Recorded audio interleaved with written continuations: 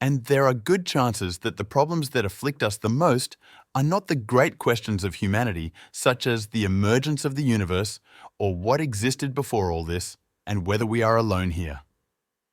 Not because these are uninteresting subjects, but because most of us are too preoccupied with the problems of daily life: bills to pay, worldly desires, life's uncertainties, and the longings of the heart. However, few would think to seek answers to these anxieties in philosophy. In fact, personal philosophy, by engaging with grandiose questions, often ends up distancing itself from real life. Stoicism does just the opposite.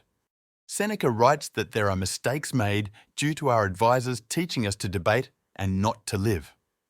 There are also mistakes made by students who come to their teachers not to develop their souls, but their cleverness. Thus, philosophy, the study of wisdom, has become philology, the study of words. And if there is any philosophical school that focuses primarily on real life, that serves everyone and is as applicable over 2,000 years as it is today, it is Stoicism. Or what would be the best way to describe a philosophy whose two greatest names are Marcus Aurelius, Roman emperor and most powerful man of his time, and Epictetus, a crippled slave? Two extremes that only meet in the third great name of Stoicism, Seneca, one of the greatest intellectuals of the Roman Empire, who went from a high position in the Senate to exile, later returning to a high position as advisor to Emperor Nero, and finally being sentenced to death by the emperor himself. The weight of leadership, the suffering of slavery, the despair of decline, and the fear of death do not seem to be problems distant from those we face today. But how did these historical figures deal with these difficulties and all the others that life presents us? It's not what happens to you, but how you react that matters. One of the main tenets of Stoicism, according to Epictetus, is distinguishing between external experiences, or things outside our minds, and internal experiences, our interpretations and reactions to external experiences. Essentially, it's about separating what we can control from what we cannot, and then focusing our energy only on what we can control. No matter how hard we try, we will never have total control over external events, how others perceive us, our position in the job market, or even our health. Of course, we can and should do our best to be successful and take care of our health, but we never know what fate holds. The only thing we have total control over is how we interpret and react to events. Marcus Aurelius writes, "The happiness of your life depends upon the quality of your thoughts." Everything the Roman emperor wrote takes on another dimension when we realize that he wrote exclusively for himself in a kind of diary that would later be published posthumously as meditations. So when Marcus Aurelius says, "Do not waste time arguing about what a good man should be one," he is slapping himself in the face, but by extension, hitting all of us. We are faced with the work of a man who was the most powerful of his time, considered the last of the 5 good emperors of Rome, who had no reason to stop and reflect on his vices and virtues. But instead of being content with his immense power, he sought to be a good and just man. He knew that actions speak louder than words. From his luxury, he concluded that very little is needed for a happy life. It is all within you, in your way of thinking. This idea is the fundamental basis of Stoicism and echoes in the words of Seneca. Until we have begun to live without them, we cannot perceive the value of possessions. Many things are superfluous only because we have them. It's curious that what was written 2,000 years ago, in times of much less material wealth compared to today, reaches the same conclusion we are arriving at now. Probably due to our false conception that we can find happiness by acquiring things and trying to change what displeases us in the external world. Stoics were clear when they said that what needs to change is our internal process. Seneca writes, "If you truly want to escape the things that harass you, what you need is not to be in a different place, but to be a different person." Can we find peace of mind regardless of external conditions, no matter how diverse they are?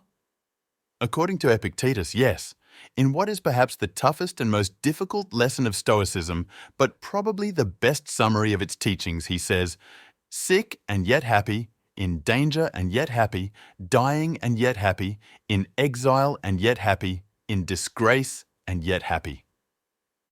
This passage would not have such significance if it did not come from someone who lived most of his life as a slave, allegedly crippled by his own master. Someone who speaks from experience, not as a theoretician who sits down to write words of effect.